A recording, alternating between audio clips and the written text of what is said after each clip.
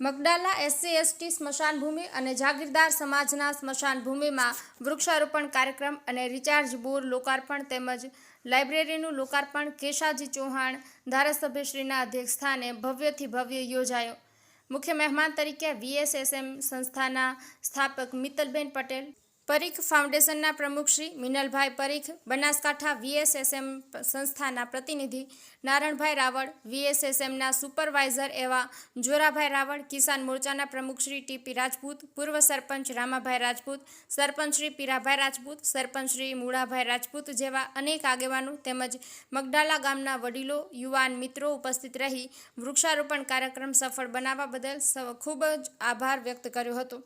ગ્રામ પંચાયતની લોકભાગીદારી તેમજ VSSM સંસ્થાના સહયોગ થકી સફળતા મળી તેમજ દિયોદર તાલુકામાં મગડાલા ગામે પ્રથમ 2 રિચાર્જ બોરની શરૂઆત કરીને ગ્રામ પંચાયતના સતત પ્રયત્નથી ખેડૂતોની લોકભાગીદારી તેમજ સંસ્થાના મદદથી ડેમો તરીકે 2 ખેડૂત મિત્રોને તૈયાર કરવા બદલ ધારાસભ્ય અને મિત્તલબેને ગ્રામજનો અને ગ્રામ પંચાયતોનો આભાર વ્યક્ત કર્યો હતો।